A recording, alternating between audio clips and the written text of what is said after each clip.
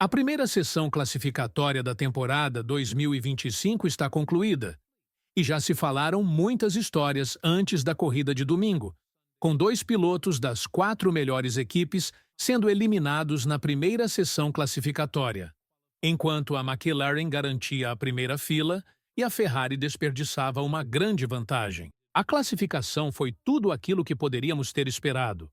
Mas qual equipe fica em qual posição após a primeira sessão competitiva na Austrália? E o que devemos esperar da corrida de amanhã? Não há dúvida de que a sessão classificatória na Austrália foi um dos eventos mais aguardados, devido à longa espera de 3 meses sem corridas. E, desde a primeira sessão classificatória, vimos grandes surpresas. Depois que a caixa de câmbio de Ban falhou, ficou óbvio que haveria 4 pilotos, de fato, que sairiam da primeira sessão classificatória por mérito puro. E ver Antonelli e Lawson ali definitivamente não estava nos nossos planos para o sábado. A Mercedes mostrou um ritmo muito forte durante todo o fim de semana, e ver Antonelli sendo eliminado da primeira sessão classificatória foi doloroso para os fãs da Mercedes. Contudo, foi realmente algo sobre o qual ele não poderia ter feito nada, depois de sair da pista na curva 4. Antonelli sofreu danos no seu assoalho, o que lhe custou muito tempo de volta nas duas últimas tentativas. Mesmo com tais danos, Antonelli conseguiu manter o carro na posição 15 por um período mais longo, antes de ser eliminado por Boretto, o piloto que se classificou à frente do seu companheiro de equipe como estreante e que foi classificado como um piloto de nível B por Marco. Para agravar a situação, o outro piloto que foi eliminado por Boretto é Lawson, o protegido da Red Bull e uma das escolhas de Marco para corrê-lo na Red Bull a longo prazo. Essa é a história que chocou a todos, porque Lawson estava com dificuldades durante todo o fim de semana, e o ponto culminante chegou na sessão classificatória de sábado. O piloto neozelandês saiu da pista em muitas ocasiões, mas, na última volta, ele perdeu o equilíbrio na última sequência de curvas e saiu para o gramado. Sua reação foi que ele havia perdido a aderência dos pneus para a última tentativa de sair da primeira sessão classificatória, mas a diferença para um Verstappen é massiva, e isso não é para o que ele foi contratado na equipe. Ao falar sobre o final frustrante da sessão de sábado, Lawson disse: "Esperávamos que o início da classificação fosse difícil. Para ser sincero, esperávamos que as primeiras voltas fossem mal. E então, planejávamos evoluir ao longo da sessão.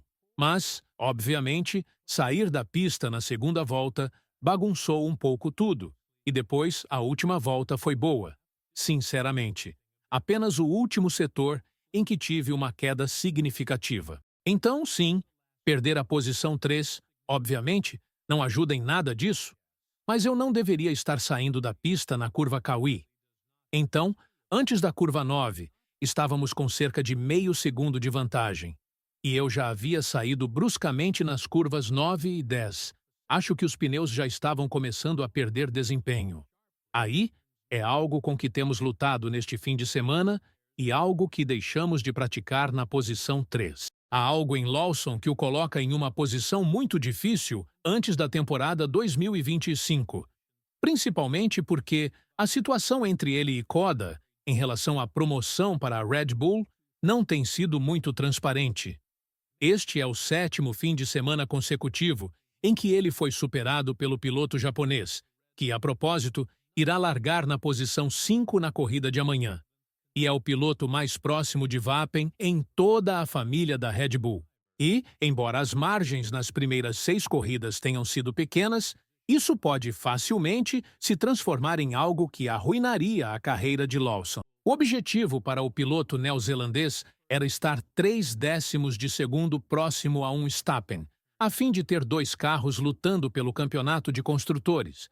E sua missão começou de forma extremamente ruim. Infelizmente, ele e Antonelli não foram as únicas decepções durante a classificação na Austrália, pois ambos os pilotos da Ferrari tiveram que se contentar com a posição 7 e com a posição 8, depois de serem superados por um carro da Williams e um carro da Racing Bull. E, embora o clima de amanhã desempenhe um papel enorme no resultado da corrida, não há dúvida de que a Ferrari começou com desvantagem durante todo o fim de semana. Parecia que a posição 2 era um objetivo realista para eles. E, com uma volta soberba e um pouco de sorte, eles poderiam, talvez, ter alcançado a posição 1 também. Contudo, a largada na quarta fila da equipe Marinello definitivamente não estava escrita nas estrelas, especialmente agora que eles têm a dupla da McLaren garantindo a primeira fila e iniciando a temporada de maneira muito dominante. Muitos passaram a acreditar que a configuração do SF25 está mais orientada para a corrida de amanhã, que, novamente, deverá ocorrer sob condições de chuva. Mas Hamilton não tem certeza na direção da equipe em relação a essa configuração.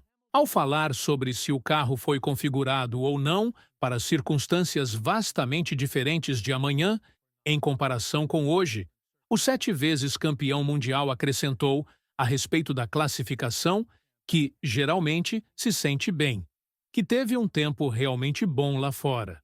Tudo foi uma novidade neste fim de semana. Minha primeira posição, 1 com a Ferrari. Minhas primeiras sessões de prática na classificação. E tem sido muito trabalho para realmente me adaptar a esse carro, que é tão diferente do que já experimentei no passado. Mas tem sido interessante, quer dizer. Definitivamente, eu não esperava que estivéssemos aqui.